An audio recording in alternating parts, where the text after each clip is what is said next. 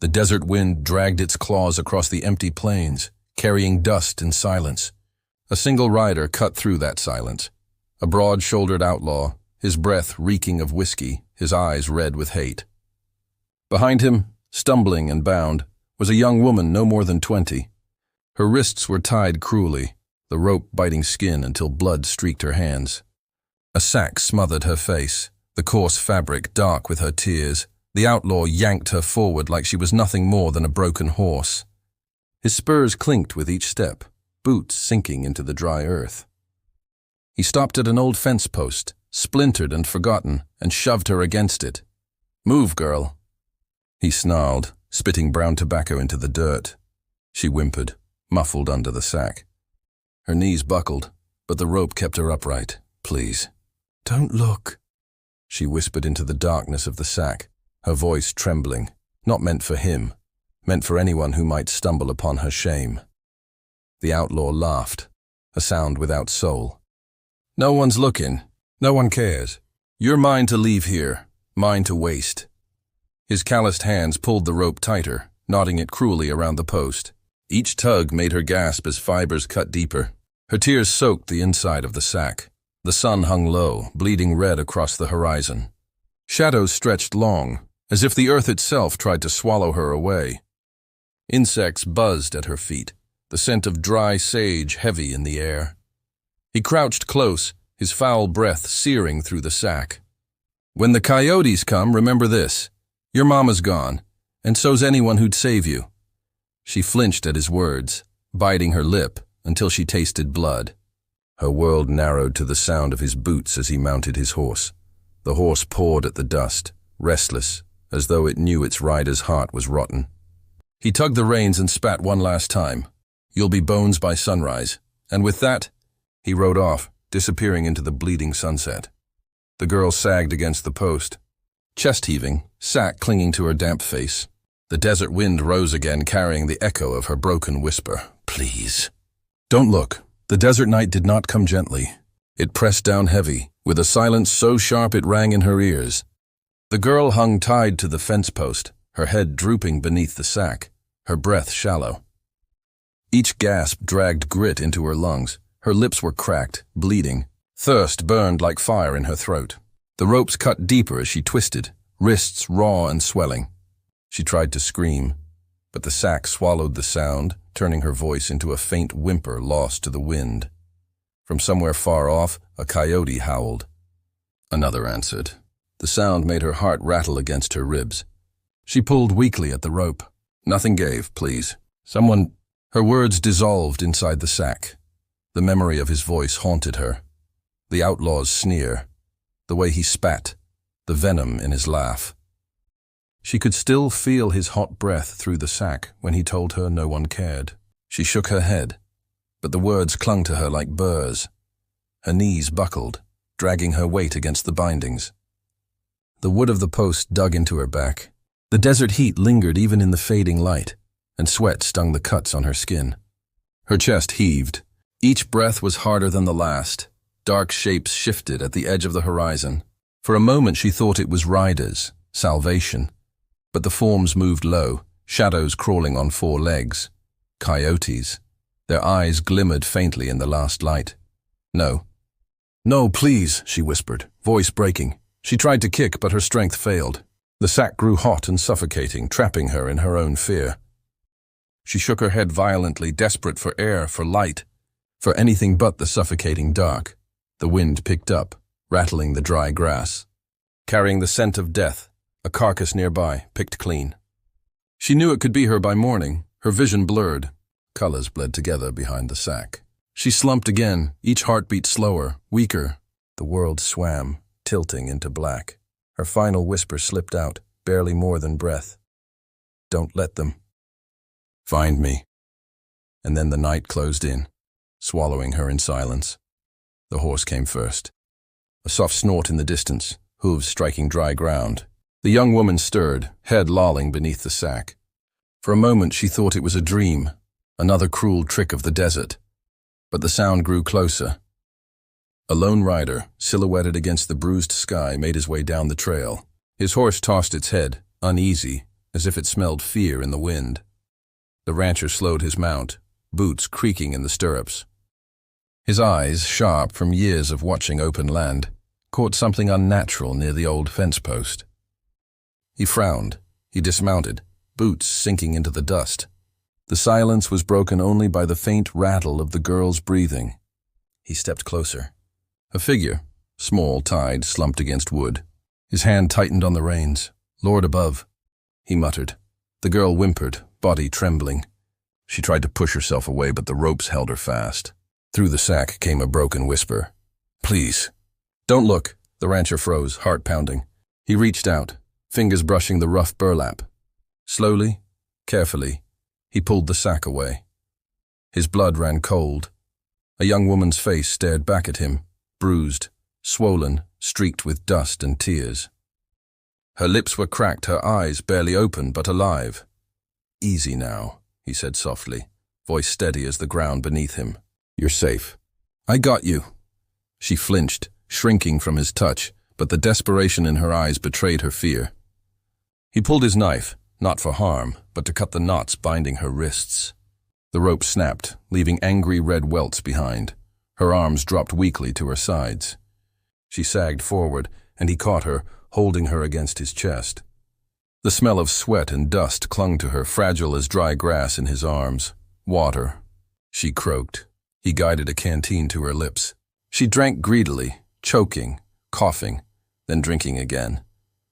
The rancher studied her face in the fading light, anger coiling in his gut. Someone had left her here to die. He lifted her gently, setting her across his saddle. "You're coming with me," he whispered. "Ain't no one leaving you out here." The horse shifted beneath the weight, but the rancher steadied it. With one last look at the empty horizon, he mounted. Together, they rode into the night. The rancher's cabin stood alone on the edge of the prairie, a lantern glowing faint through the single window. The night air was cool, but inside, the fire crackled low, throwing shadows across rough-hewn walls. He carried her through the door, boots thudding softly on the wooden floor.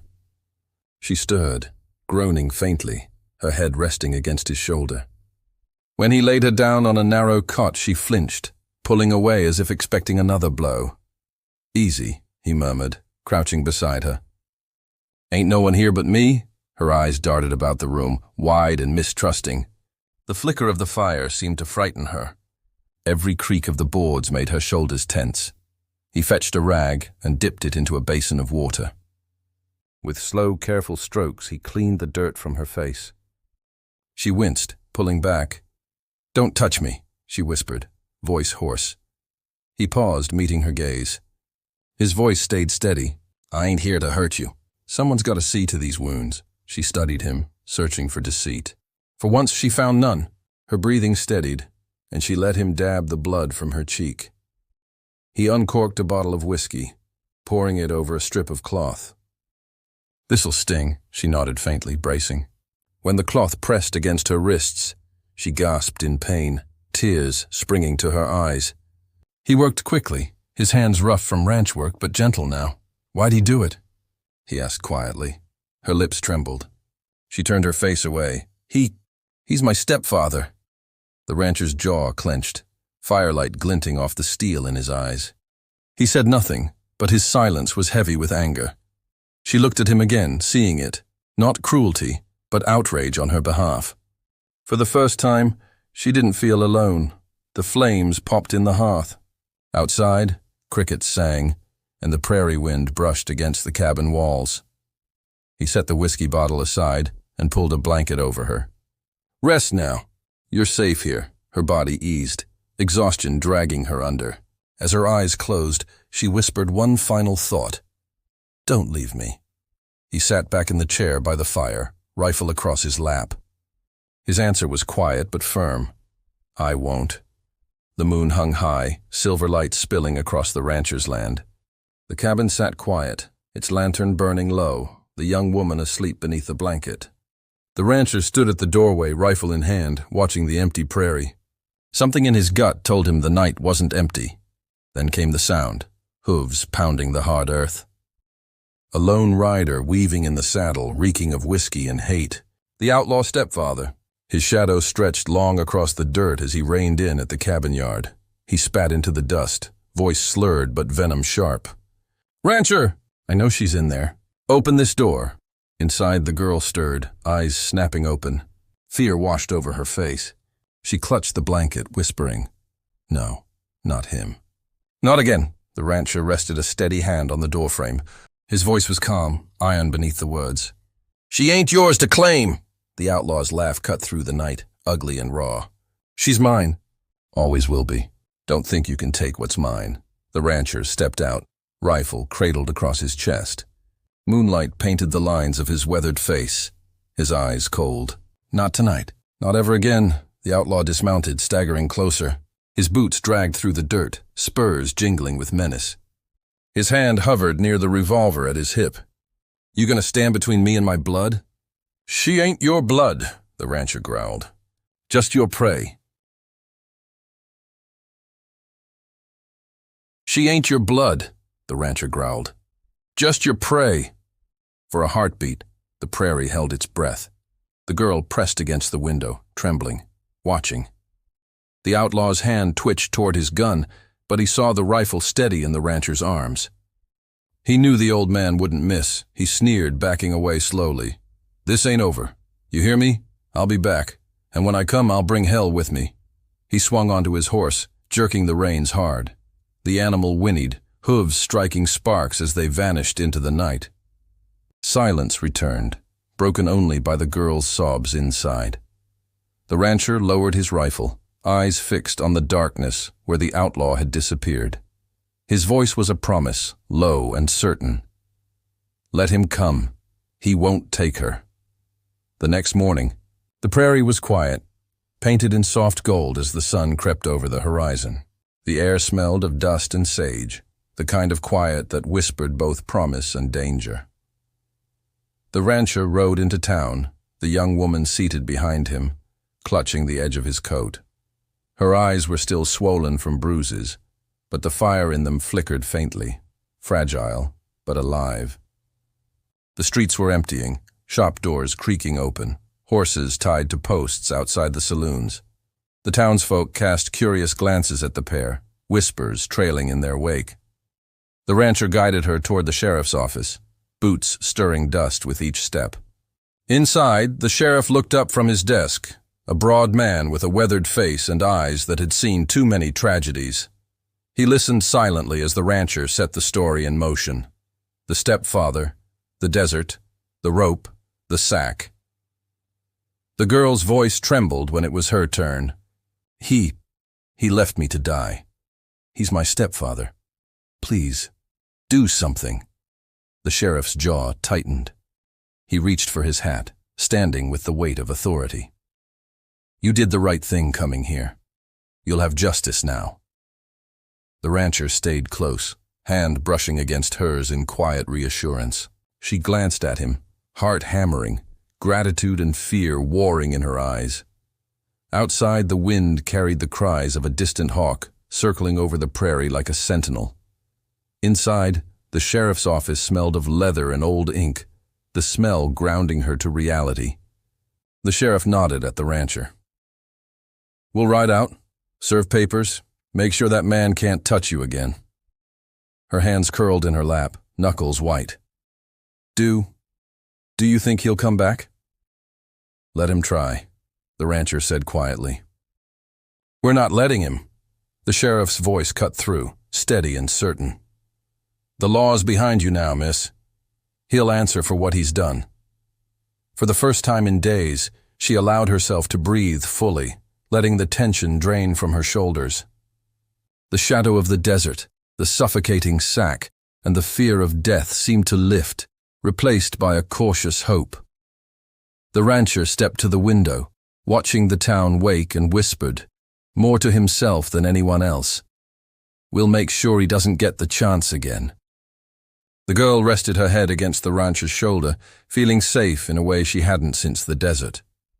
Justice was coming, slow but certain, and for the first time, the horizon seemed wide, golden, and full of possibility. Night fell. Like a shroud over the ranch, the sky a deep indigo streaked with pale stars. The girl lay in the cabin, blanket pulled tight around her, listening to the wind rattle the wooden walls. Somewhere in the distance, a coyote howled, its cry slicing through the stillness. She clutched the rancher's old revolver, hands shaking, heart hammering. Outside, torches flickered in the darkness. The outlaw had returned, and this time he brought men. A gang, horses pawing the earth, shadows leaping across the prairie. They circled the cabin, their voices low and dangerous, the kind of menace that made the dry air taste of fear. The rancher stepped onto the porch, rifle in hand, eyes scanning the moonlit horizon. His jaw was tight, body coiled like a spring. "Stay inside," he whispered. "Don't come near the windows." The gang's leader, the outlaw himself, spat into the dirt.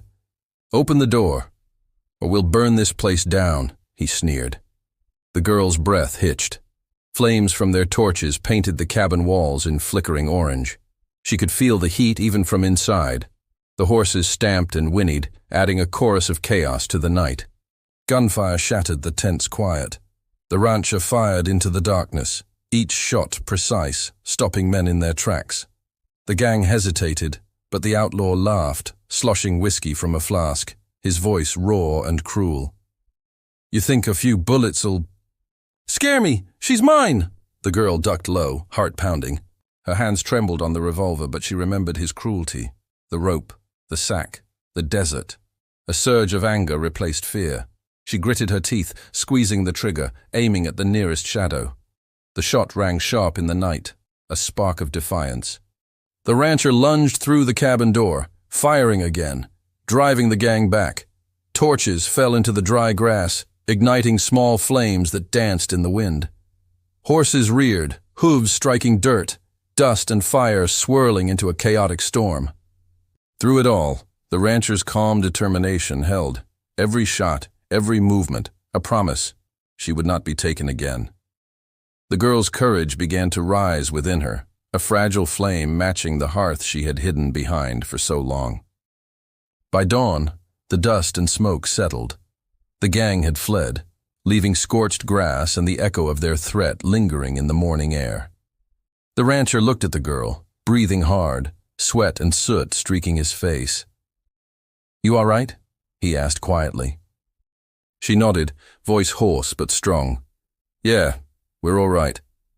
The storm had settled into a low moan, sweeping grit across the empty ranch yard. The rancher stood by the barn doors, sack clutched tight, his knuckles white. His heart thudded like hooves in his chest. He whispered to himself, "God help me. What am I holding?" The barn lantern swayed, casting crooked shadows. He set the sack on a hay bale, staring at it like it might spring alive. Then slowly, he unknotted the rope. Inside, bundled tight in burlap, was a bundle of rags. But hidden in the folds, a diary, worn leather, the edges stained dark with something that wasn't dirt. He flipped it open. The first page read in a woman's hand, "If anyone finds this, know that he made me carry the secret.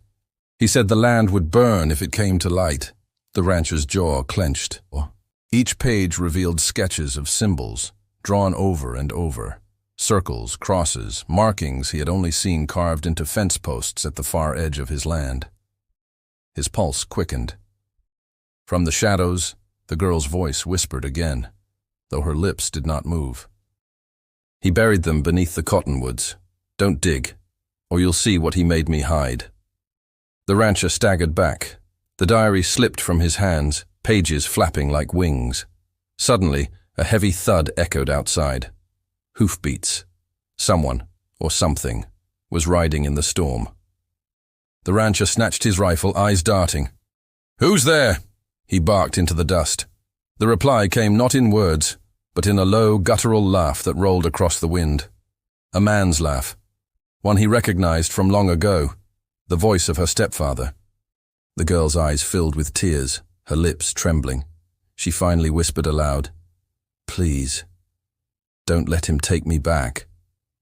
The rancher tightened his grip on the rifle, torn between the living threat outside and the haunted truth within the diary. And then, silence. The hoofbeats stopped. The wind died. The barn doors creaked open on their own, inch by inch, as if inviting something in.